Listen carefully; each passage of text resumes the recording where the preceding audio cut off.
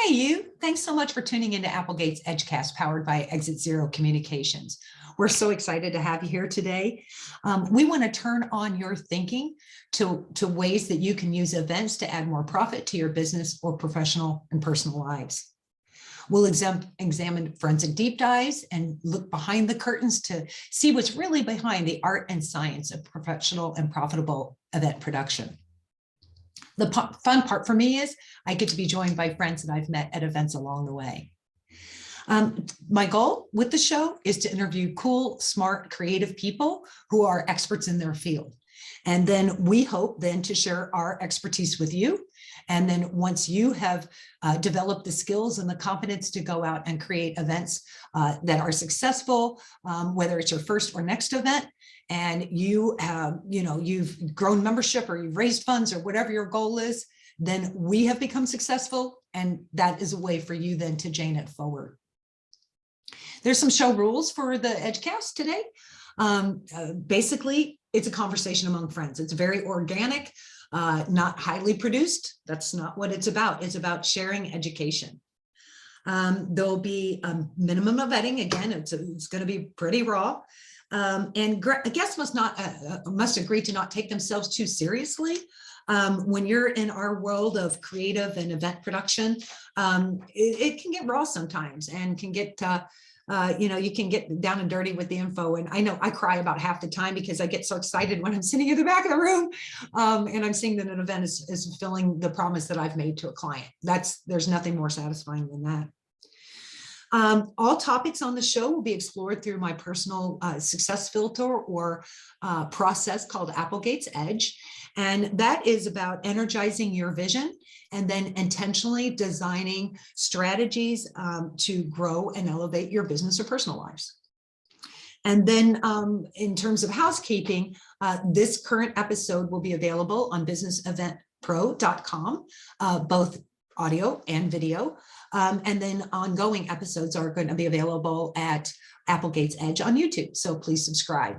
That will help us in so many ways. But that's all the boring stuff. Let's get to the fun stuff.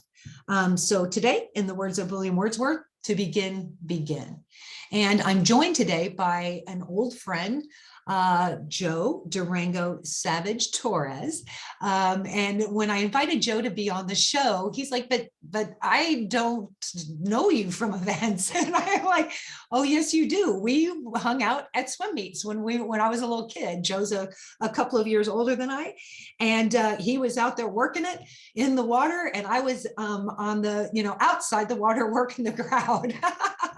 And that's basically how I became who I am today, is meeting all those extra people while folks like Joe were nose to the grindstone, practicing and trying to, better themselves in terms of time, et cetera. But anyway, so I know Joe as a videographer, he's a cinematographer, he's a storyteller, he's a character, and he's the last Incan. So Joe, thank you so much for being on my show today. I'm so glad to have you. He's piping in from Colorado, which is pretty cool. And Joe, I know that you have, out of college, you have worked on movie trailers, you have done video shorts, you have done promotional work for a major network, which I'll let you tell us more about. You have shot films. You've added a drone to your arsenal of tools for storytelling. So why don't you tell the audience and myself a little bit more about your history and where you are today and why you have become the expert that you are in terms of storytelling and cinematography. Sure, Jane. And first of all, thank you for having me. Yeah, when I was 20, moved to California to go to film school, Brooks Institute in Santa Barbara. Great experience. After that, I moved to Los Angeles to try to get into the movie business. And my neighbor worked at a trailer house where they edited trailers for the industry.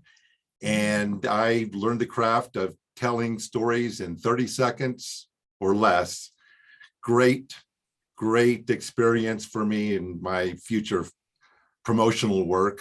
If they say anybody can tell a story in 2 hours, but it's it's tough to do it in 30 seconds. So Oh, there's no question about that. And let's back up just a little bit. Joe, tell people what a trailer is. I know what that is. It's a marketing tool for movies, but can you talk a little bit more about what a movie trailer is? movie trailer is a promotional media asset that the studios use to get people into theaters to buy movies. And it's not necessarily, some people think it's all the best clips of a movie. No, it has to tell a story. It can't tell too much of the story. It has to be exciting, enticing, and it can't show too much, because there's a lot of trailers out there that people see and they say, dang, I just saw the whole movie. No, you want it to be more of a tease. And there are even some trailers that are considered teasers, and they are intended to be just that. They usually come out months before the movie's going to be released, and is usually quite shorter. But yes, trailers are, sometimes people say, the best part of a movie experience. Well, and the interesting thing too is, I mean, when you have to not only choose the right clips and still tell the story, but you have to remember who the audience is, and you have to edit for that audience, because it, obviously, the world is a prospect, right? But not when it comes to a movie. They're designed, they're built, they're created for a specific audience in mind, and that's who you're talking to in your storytelling. Is that correct? Yes, exactly. And there could be a few different versions of a trailer made that a studio might choose to have a more diverse audience and hit those different demographics. Gotcha. So it's very common for studios to do multiple versions of a movie trailer. Gotcha. So again, that's, condense, I guess, building your expertise and being able to craft that shorter message, or that message in a shorter amount of time, came from the trailer business. But what was next for Joe after school, and then getting in, doing trailers? I know you had some steps along the way that led you to where you are today. Yeah, I made a feature film, independent, called Accidental Babe, and it took me 20 years to finish that project. I got it into a rough state. Then I ran out of money for the final post-production finish. So I shelved the project for a while. And in 2000, I moved from California to Denver, Colorado, with an opportunity to work in the hotel pay-per-view business. Okay. And that industry has since died out since 2008. It was basically when you go to a nice hotel chain like Marriott, Hyatt, and back in the day, you could turn on the TV and a gal in your hotel room, and the gal would be telling you about all the Hollywood movies that you could watch right there in your hotel room before it comes out on DVD. Well, I used to do that show. We used to shoot that show once a month here in Denver at a beautiful Comcast soundstage, 300,000 square feet of studio space. Wow. Yeah, it was a great facility outside of Hollywood. And then, with the advent of iPads and Netflix, that industry sort of died out, because, who's going to pay $15 for a Hollywood movie when they can have it on their iPad? So from there, I went to work as a producer, a senior producer at Dish Network Corporation, where I worked in the with the creative team. I worked with the international folks, and I produced over 600 30-second TV spots in 4 years for the international market of television programming. Wow, interesting. Was that multiple languages as well? Yes. I worked Hindi, Indian. I worked with South American, with Mexico, with you name it. I've worked with, and I've created TV spots, all unique spots for each one of these language groups. Interesting. So cool. So when did that kind of that phase, or that period of your experience end, Joe? It ended in 2011 after a 5-year stint with Dish Network. Okay. I really didn't like the corporate culture, and I decided to move on to freelance video production. Okay. I started doing real estate videos. I started doing profile videos for people that needed, media content for their website, because, studies do show that video content on your website increases sales of your product or your service dramatically. So that's something that I provide. I'm a one-man shop for something like that. And you could get a lot of bang for your buck with me. But in the last couple of years, I've moved out of providing these kind of services for other people. And now I'm at a point in my life where I can do my own, I have time and the resources and the equipment to do my own short films, my own Instagram posts, which I'm working on my Instagram channel. I am going to just do the things that I wished that I could do when I came out of film school, which was make my own movies. Oh, So now that's so I have the fun. time to do that. And I'm really excited about this new chapter in my life. Well, I'm excited to have you come back to Southern Indiana so we can, shoot some fun video or maybe some, I don't know, music videos or something in my studio downstairs. So I'm open. That's my passion, is fun, fun, fun. Yeah. So, and Joe, I wanted to thank you as well, because you actually shot the video that is on the landing page on businesseventpro.com. I laughingly tell the story about how we went out the first day and you had asked me to write my thoughts down. And my first take was, I think, 10 minutes, and then I got it to 6 minutes. And then to your point, it's so much harder to have less words, right? So then I got it to just over a minute. And we went out to shoot that outdoors, and it was so incredibly cold. And the wind was blowing, and the talent, i.e. me, sucked so bad. Oh, you were fine. Oh my gosh, I was like, this is just miserable. I'm like, Joe, can we possibly, I know this is your special time, but can we do this another time? And you're like, oh, thank God. And then we went out and shot it another day. And, a couple of takes later, it was boom, we were done. It was like, you're like, this is it. I mean, who was the person that was here with me the last time I was shooting? And it's because the camera light goes on and I turn into a different person. But anyway, I wanted to say thank you so much for producing that. And, even though it's not a major production, we shot it outside, there was no lights. Again, my brand is organic. It's very nature driven, et cetera, very natural. I really enjoyed that day because it got me back into the mindset of a video professional, because I'd forgotten what that was like, because it's been 15 years or so since I worked regularly in the video production industry.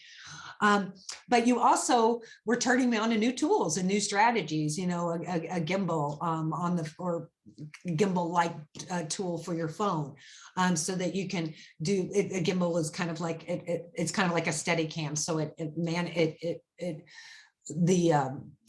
the image is more stable, if you will, or it will follow the person walking around, and it's a lot more enjoyable to view, if you will. I don't know. Can you explain that a little bit more, Joe? Tech is not. Yeah, it's just a 3-axis device gimbal that I use for my phone, and it kind of just keeps it very smooth and fluid. Just exactly what you said, and it's a great tool to have that really brings a lot of production value to a video. Absolutely. And then, and again, we've talked about this before the show, is that I come from selling video, selling and producing video that was shot on 1-inch videotape and edited on D2, which that was the sort of the second iteration of digital editing, right? So I'm kind of showing my age there. But then now everybody is a pro. If you have a phone, you could be a pro videographer, right? Well, so I'm struggling because I want to be somewhere in between. I want to have really pretty video imagery, right? But at the same time, that's not inexpensive to hire a pro to work for you all the time, and then the pros bring so much to the table. That's why they're pros, right? Whether it's lighting, temperature, or brightness, or just the framing of the shot, or what are the words that are said, because it's really, to me, in today's world, it's all about the words. It's about, my standing line of my company is strategic intention matters. And so like even today, you know, when we're, you know, we're just on a Zoom call, super casual, but it was important to me to know that the things that were behind me said something, right? Whether, I mean, the listeners can't hear, but behind me, you can see, you know, things that are important to the statement of how I do business. Strategy first. There's money back there. There's things that inspire me, et cetera, et cetera. And Joe, when he shot this video, brought the new tools in, and we're going to talk about drones here in a second. But it sort of circled me back to what is storytelling and how important it is, you know, to get the words right and to get the imagery right, even if it can't be all highly polished as we would all like it to be. But Joe, I'm talking too much. You're the expert here. Tell me about, you know, your process, and I'm kind of throwing you under the bus because I didn't prep you for this, but tell me a little bit about your process in preparing a customer or client to do the kind of video that you shot for me, because when I asked you to do that, you had said, well, I'm kind of starting this thing where I want to tell stories, you know, of professionals. And I'm like, could I be one of those professionals? Could you do one about me? And I was so excited. So again, tell me about how you might go about approaching the beginning of the project to tell the story of myself or other clients that you work with. Well, I did a video for a gal. Actually, we haven't done the video yet. We're going to shoot in the spring. She's a realtor and very successful realtor here in the Denver area. And I asked her just through email to submit some points that she wants to touch on. I actually looked at a lot of other videos that are out there on the internet of other realtors, and I took notes and I created a format on how I wanted to do it for realtors, or it could even be for a dentist, a lawyer's website. And I created a document for them just to answer these questions. And then when I received that from them, that information, I created a script that wouldn't read more than 60 seconds. Because we want to keep it below 60 seconds. Otherwise people tune out of it. And it worked really well. The questions were very simple, and she, my realtor client, gave me all the information I needed. We came up with a great script, and now when everything turns green outside, we'll start shooting. Excellent, excellent. So yeah, you talked about timing. It was, you know, back in the day, you know, before social media was such a big part of our lives, and the, you know, the internet and our phone usage and everything, you know, it was sort of like, because commercials are scheduled every 8 minutes on television in the traditional, you know, world, right? So sort of people's attention spans were 8 minutes long because you knew, I mean, that's the science of television production, right? And then now as time has gone on, people's attention span is like, you know, a phrase on a text. Like if you have actually 2 sentences, the second sentence may or may not be addressed because people don't have the attention span. So it's super important to get that content out right away. And you know, to tell the story as concisely and as, you know, few words as you possibly can. And I think that's really, really hard to do. So, yeah. So, Joe, where you know, you talked about you want to, you know, you have time, you have energy, or you have the wherewithal now to do films. What do you have any stories in mind? You want to talk a little bit about kind of where you see your future going? Yeah, well, I think what I want to do is is that film school dream of making a movie and entering it in film festivals and going to these festivals and seeing the reaction of people to your film. And I want to start with a short film. It's kind of top secret right now, so I can't really talk about the story, but it takes place in the year 2055. Okay. And it's the centennial celebration of rock and roll is the backdrop. Ooh, I'm loving it already. Yeah. And so our characters are very interesting, and it's very timely, even though it is in the future. And it's going to be a short film, kind of has the feel of a David Lynch film. And my intention is to submit it in film festivals and then maybe get some attention that for it to be made into a feature film. So the idea is that the story, so basically it's going to be like a 20-minute trailer. Okay. And I'm going to use my trailer experience to create this 20-minute short film that when the viewer sees it, they say somebody needs to make a movie out of that. Right. A full-length movie. And it needs to be Durango Savage who needs to be making it. Well, at this point, I would almost like to, in my life, would like to produce it and maybe perhaps not even direct it. At this point, I find myself a strong producer where I can pull different talents together, whether it's behind the camera or in front of the camera, and that's something that I'm really looking forward to do. Now, Joe, on last week's my podcast last week, I talked about industry terms, communication terms, branding, marketing, vision, mission, things like that. You've touched on, you've reminded me that maybe our listeners don't know the roles within the film industry or the production industry. So, and I take it for granted because I've been doing it for, I've been around it for, gosh, 30 years or so. So when you talk about, so let's define a couple of terms for our audience today. So when you talk about a producer, what's a producer? I would say producer, if you want to make an analogy, would be good to maybe building a house. Okay. You hire an architect, a contracting company, the contractor, of course, and the house would be the movie or the film production. The director may be the architect. The contractor would be the producer. Okay. The producer there's different levels of a producer, but generally the producer is like the contractor. He works with the architect, with the director in getting the vision of the story of the script. That the producer also works hand in hand with the writer to produce the script and lock that down for it to go into production. So it would be the architect working with the client on the house.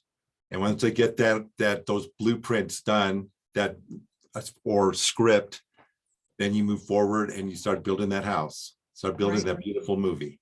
Right.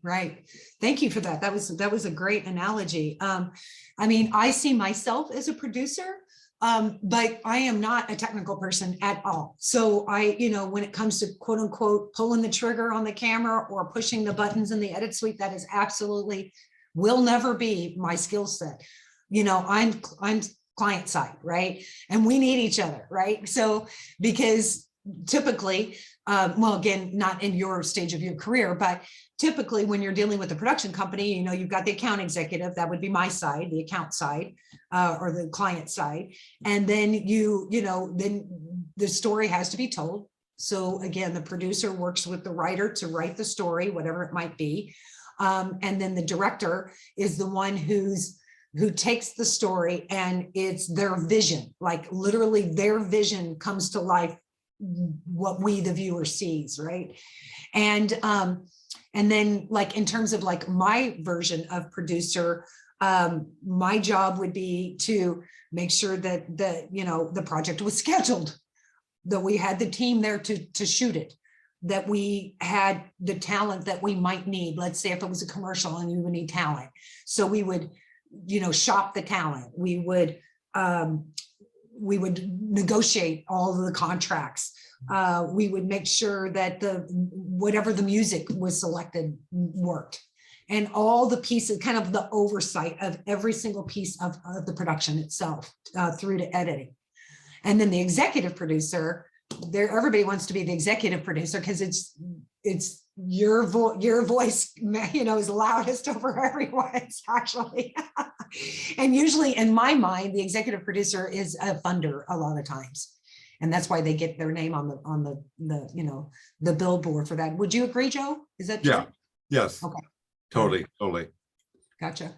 And, it's so funny to see actors, you see them, you see them in their breakout movie. And then, 10 years later, they're now a star, and 10, 15 years later, they're now directing, and then all of a sudden they're executive producing and they have all their friends on the show.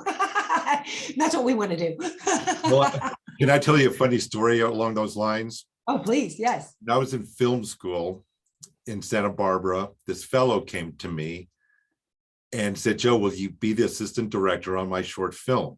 And I said, yes. Well, I ended up pulling the plug on him and saying, because I was starting to work on my short film.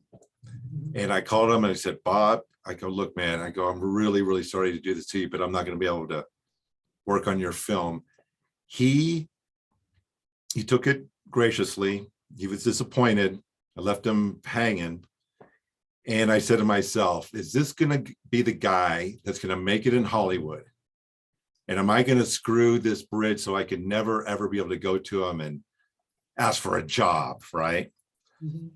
Well, the other day I was watching a TV show. I heard it's the most watched show on television, Yellowstone.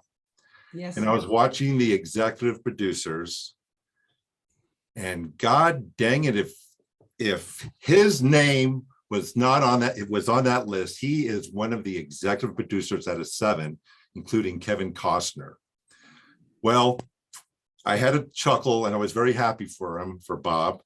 And I said to myself, I guarantee it, he is just sitting in his office every day until the very end of the day, just waiting for Joe Torres to call him up and ask him for a job so he can say, F you. Joe, I encourage you to make that phone call. You need to make the phone call. Well, he's been waiting for it, so maybe I'll do it. No one can ever say yes if you don't ask the question.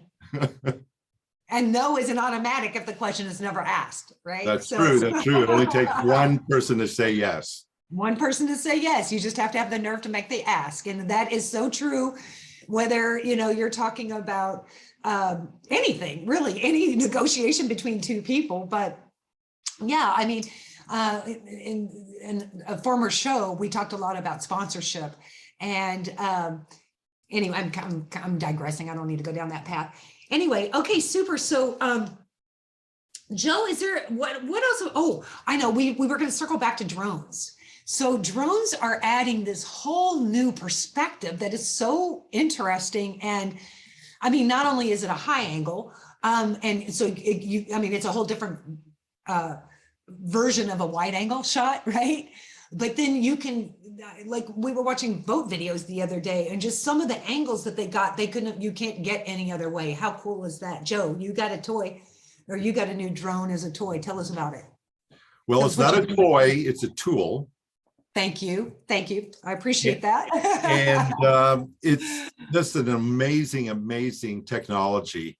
I mean, I could take that drone up and film a landscape when the wind is blowing 15 miles an hour, and the drone will be sideways like this, but the gimbal, the camera will be steady as can be. The drone I bought has interchangeable lenses. So one thing that you'll notice when you see drone footage used in movies, the higher end drones don't use the constant wide angle. Mm-hmm. Okay. Right.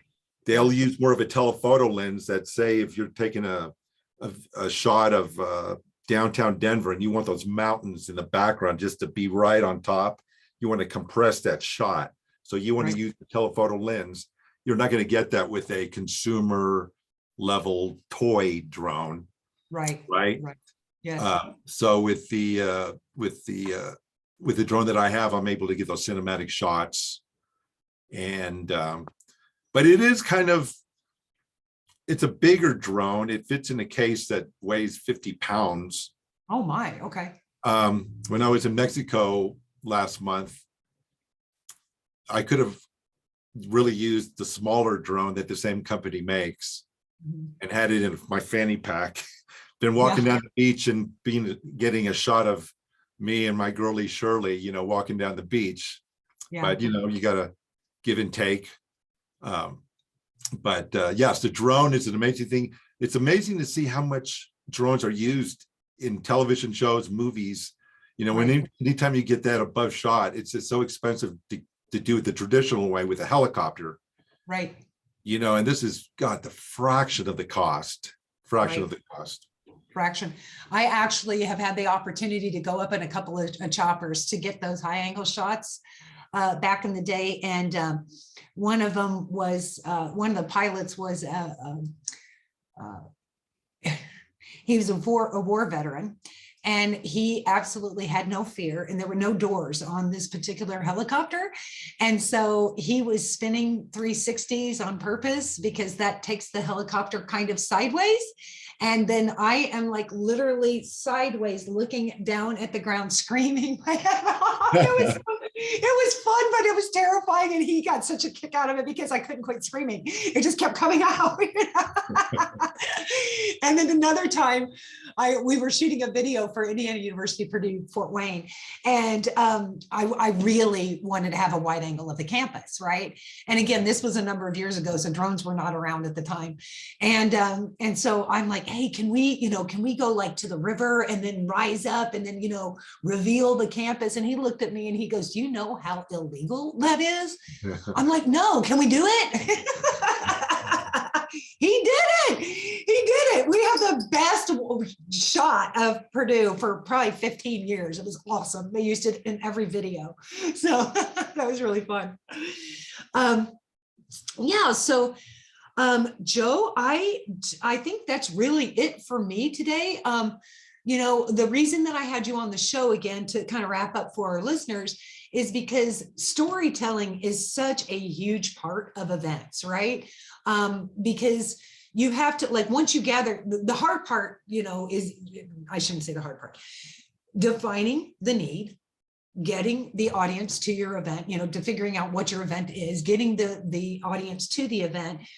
You have to leave them with something. And what Joe does is he tells the story that they leave with, and that is so important. And to your point earlier about how, video has a higher stick rate today than it did before, because everybody's expecting it, because it's so affordable to shoot video, right? And I don't know, I just think it's so important that if you are spending the money to put an event on, to gather all the people, to do the marketing for it, to pay for all the expenses, people have to leave with something of quality and of value. And if you're good at storytelling, that's it, right? And so I'm excited that you came on today, Joe, to teach us a little bit more about that. And I am anxious to see what's coming next in your pipeline of products and cool stuff. And is there anything else that you would like to share with the audience that I haven't asked you about that you feel would be really important or helpful for them to know? Watch your podcasts. I think they're going to learn a lot from watching the podcast, because I really had a really good time. Thank you for having me. And yeah, and this show again is we are going to talk to all different kinds of people. I've actually already talked to one director previously, and because it truly takes a village to put on a good event. It takes all kinds of specialists. And I so appreciate, because I've been working with video creative. See, I'm creative. I never gave myself that credit until actually a few years ago, but Joe is a creative, and meaning, in my mind, he's the one that's producing the content, the deliverable. And in this case, it's video. And it's just so, it's such a cool industry to be part of. We've gotten to do so many cool things, gotten to talk to so many different kinds of people. Because I don't know actually that I've even shared this, but I have actually sold and produced video for two companies full-time, and then as a third company as an independent. So that really is my background. I mean, I'm educated in social service, and then I got into sales support, and then I got into video, love video, and then moved into different things, you know, creating a maker space and other employment down the road, or, you know, later. But again, it just takes a whole team to put on an event, whether it is well, obviously, you know, the client's got the, you know, the mission, but then it's the storyteller, it's the marketer, it's the sponsor potentially who's going to fund the thing, and all of those people come together. It just, you can make magic happen, and it's so fun to be part of it. It's really so fun. So thanks again, Joe. And in terms of the close on today's show, I just wanted to say again, thank you so much for your time. We really enjoyed having you today.